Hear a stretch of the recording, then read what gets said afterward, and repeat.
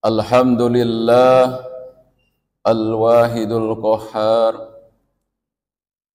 yukawwiru laila 'alan nahar tabsiratan liqulubi wal absar. Asyhadu an la ilaha illallah al-malikul ghaffar wa asyhadu anna Muhammadan abduhu wa rasuluhu sayyidul khalaiqi wal bashar. Allahumma salli ala Sayyidina Muhammadin wa ala alihi wa ashabihi ajma'in, amma ba'd. Wa ya ibadallah, usikum wa nafsi bitaqwallah, wa qad fazal muttaqun. Qala Allah ta'ala fi kitabihil karim, a'udzu billahi minasy syaithanir rajim. Ya ayyuhalladzina amanu idza qila lakum tafassahu fil majalis fafsahu yafsahillahu lakum wa idza qila anshuzu fanshuzu yarfa'illahu alladzina amanu minkum walladzina utul ilma darajat wallahu bima ta'maluna khabir. Hadirin jamaah Jumat yang berbahagia, bersyukur kepada Allah Subhanahu wa Ta'ala atas karunia nikmatnya, terutama nikmat iman, Islam dan juga ihsan, sehingga ketika nikmat itu diturunkan kepada kita semua tanpa alasan untuk tidak bersyukur kepada Allah Subhanahu wa Ta'ala. Salawat serta salam semoga tetap Allah curahkan kepada junjungan alam Rasulullah Muhammad sallallahu alaihi wasallam, qudwah hasanah yang wajib kita contoh suri toladan dalam segala aspek kehidupan manusia di muka bumi ini. Insyaallah dengan cara itu kita akan mendapatkan bimbingan dari Allah Subhanahu wa Ta'ala, dan juga insyaallah kita akan mendapatkan syafaat dari baginda Rasulullah Muhammad sallallahu alaihi wasallam. Selanjutnya mengingatkan kepada pribadi khatib dan juga kepada seluruh jamaah sekalian untuk selalu meningkatkan iman dan takwa kepada Allah dengan cara melakukan apa yang diperintahkan Allah Subhanahu wa Ta'ala walaupun itu dirasa berat dan pahit. Karena itu adalah merupakan perintah dari Allah Subhanahu wa Ta'ala. Kita maksimalkan perintah tersebut untuk kita laksanakan. Jamaah rahimakumullah. Ada karunia Allah Subhanahu wa Ta'ala itu adalah berupa ilmu. Kemudian juga ada yang berupa yaitu amal. Oleh karena itulah kedua karunia Allah Subhanahu wa Ta'ala ini mari kita senantiasa untuk kita sinergikan. Dalam suatu pepatah Arab dikatakan al-adabu qoblal ilmi wal ilmu imamul amal. Adab itu sebelum ilmu, maksudnya adalah bahwa ketika seorang itu mau belajar tentang suatu apa saja berupa ilmu, maka terlebih dahulu dia harus memiliki adab bagaimana cara mendapatkan ilmu. Kemudian ilmu adalah merupakan imam daripada amal.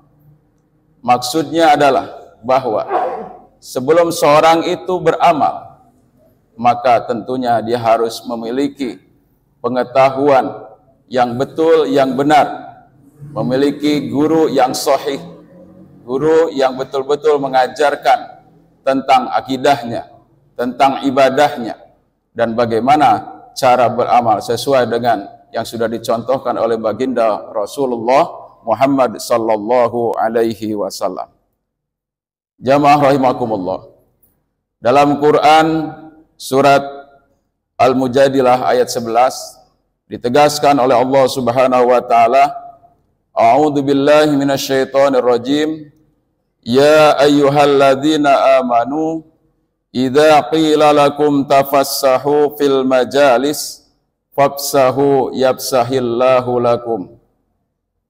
Wahai orang-orang yang beriman, apabila dikatakan kepada kalian berlapang-lapanglah di dalam suatu majlis, maka kalau kalian melapangkan, niscaya Allah akan melapangkan untukmu.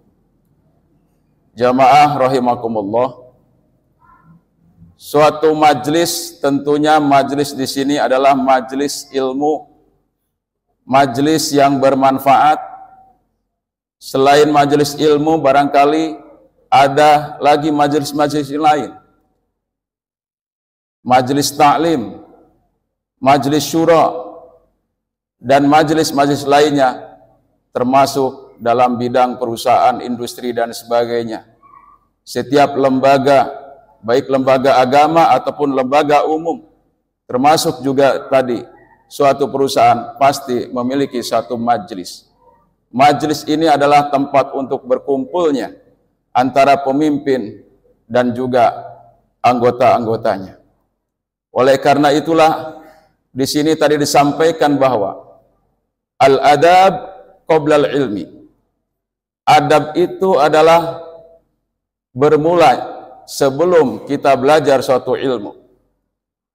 Maka ketika dicontohkan oleh baginda Rasulullah Muhammad sallallahu alaihi wasallam, tatkala di suatu majlis, syaratnya seorang masuk ke dalam suatu majlis tersebut, majlis Rasulullah sallallahu alaihi wasallam, adalah yang pertama, dia harus memasang niat yang lurus, bahwa ketika dia mau mendalami suatu ilmu pengetahuan atau belajar dengan baginda Rasulullah Muhammad sallallahu alaihi wasallam, syarat utamanya dia harus masuk ke dalam Islam dahulu.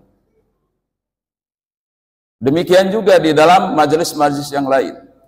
Apakah itu majelis zikir ataupun majelis syura dan seterusnya.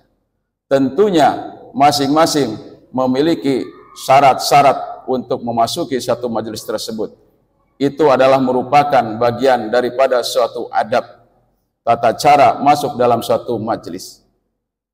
Ketika disampaikan oleh Allah Subhanahu wa taala, wa idza qila lakum tafassahu fil majalis, apabila dikatakan dari suatu majelis itu berlapang-lapanglah kalian di dalam suatu majelis, fafsahu yafsahillahu lakum.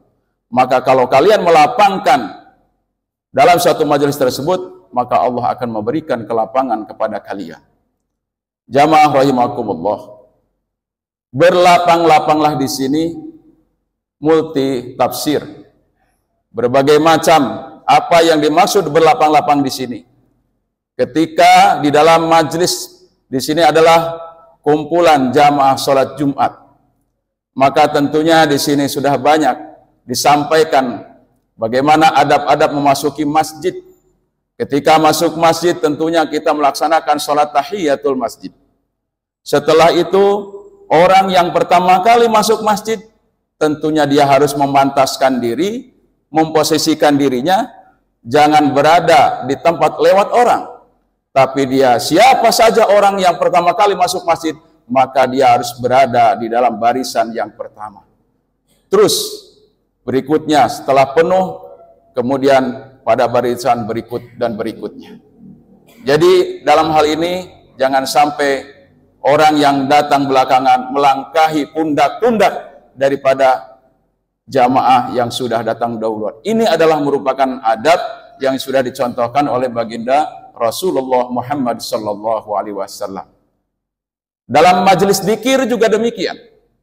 Bahwa orang masuk dalam majelis dzikir, ada suatu lembaga majelis dzikir di situ yang sudah menjadikan sebuah kegiatan rutin dan dengan tujuan yang benar dalam rangka untuk meningkatkan kualitas ruhiyahnya kepada Allah Subhanahu wa taala, juga pasti memiliki syarat-syarat tertentu. Apabila sudah terpenuhi syarat-syarat tertentu, maka dia boleh masuk ke dalam majelis tersebut. Mungkin ada sebagaimana konsekuensinya dan seterusnya bila mana dia tidak memenuhi syarat-syaratnya. Demikian juga dalam majelis syura dan seterusnya. Tentu dalam hal ini kompetensi orang-orang yang ada di dalamnya juga harus setara dan juga memiliki suatu kepentingan bersama. Jamaah rahimakumullah. Maka ketika kita di sini adalah majlis ilmu, majlis dzikir, tentunya utamanya, syarat utamanya adalah tadi, pertamanya adalah memiliki satu niat yang tulus ikhlas.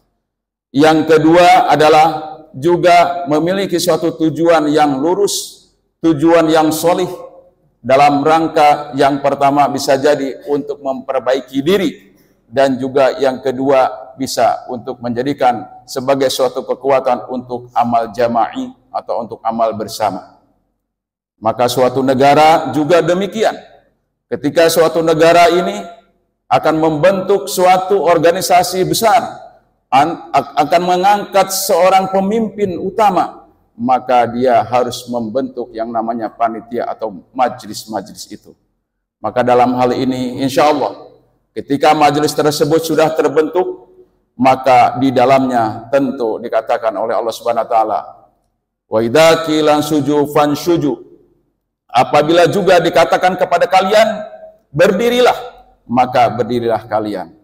Saya Allah Subhanahu wa taala akan mengangkat derajat orang-orang yang beriman dan juga orang yang diberikan ilmu oleh Allah Subhanahu wa taala beberapa derajat.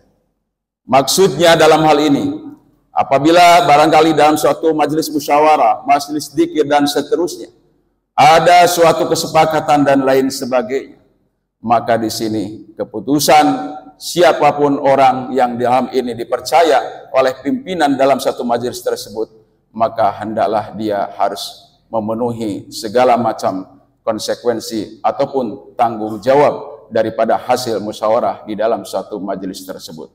Insya Allah, kalau niatan yang lurus, hati yang penuh dengan motivasi dalam rangka untuk memperbaiki diri dan juga memperbaiki masyarakat dan umat, insya Allah Allah Subhanahu wa taala Maha mengetahui terhadap apa yang kita lakukan. Wallahu bima ta'maluna khabir. Jamaah rahimakumullah. Insya Allah kalau kita menebankan yang pertama adalah ilmu, kemudian yang kedua adalah amal, dan semuanya itu harus dilandasi dengan adab yang baik yang dicontohkan dalam hal ini oleh baginda Rasulullah Muhammad sallallahu alaihi wasallam. Barakallahu li wa lakum fil Qur'anil Karim wa nafa'ni wa iyyakum bima fihi minal ayati wa dzikril hakim wa taqabbalallahu minna wa minkum tilawatahu innahu wal ghafurur rahim.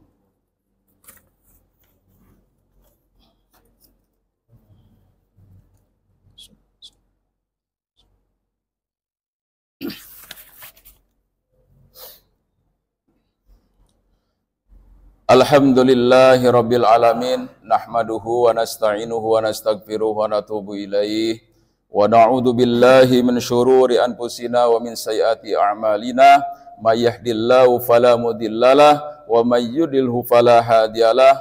Asyhadu an la ilaha illallah wahdahu la syarikalah wa asyhadu anna Muhammadan abduhu wa rasuluhu la nabiyya ba'dah.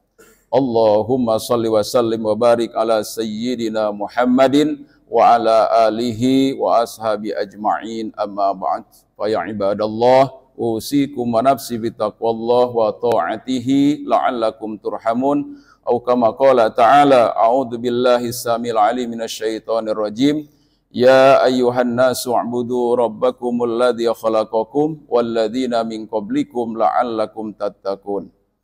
Jamaah rahimakumullah, sebelum kita bermunajat kepada Allah Subhanahu wa taala, maka mari kita ingatkan kembali bahwa Allah telah berpesan dalam satu firman tadi bahwa orang-orang yang dalam majlis ilmu, majlis dzikir ataupun majlis syura dan lain sebagainya, pertama adalah harus memiliki kriteria adab yang tinggi, yaitu yang pertama adalah memasang satu niat yang lurus dan ikhlas. Kemudian yang kedua adalah memiliki motivasi dalam rangka untuk membangun atau memperbaiki pribadi dan juga bisa bermanfaat bagi orang lain.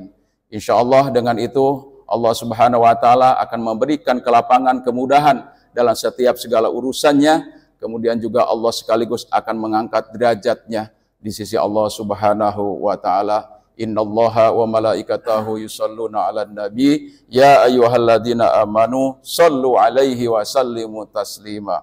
Allahumma ighfir lil mu'minina wal mu'minat wal muslimina wal muslimat al ahya'i minhum wal amwat bi rahmatika ya arhamar rahimin. Allahumma innaka ta'lamu anna hadhil qulub qad ijtama'at ala mahabbatik wal taqat ala ta'atik wa ta'ahadat ala nusratis syari'atik wa wasikillahumma rabitataha wa addi muddaha wahdiha subulaha wa mla'ha binurika alladhi la yakhbu washrah sururaha bi faidil imani bik wa jamili tawakkuli alaik wa ahyiha bi ma'rifatik wa amitha ala syahadati fi sabilik innaka ni'mal maula wa ni'man nasir. Rabbana atina fid dunya hasanah wa fil akhirati hasanah wa qina adzabannar. Ibadallah, innallaha ya'muru bil adli wal ihsan wa ita'idil qurba wa yanha 'anil fahsya wal munkar wal baghi ya'idukum la'allakum tadhakkarun. Wala dzikrullahi akbar. Aqimus shalah.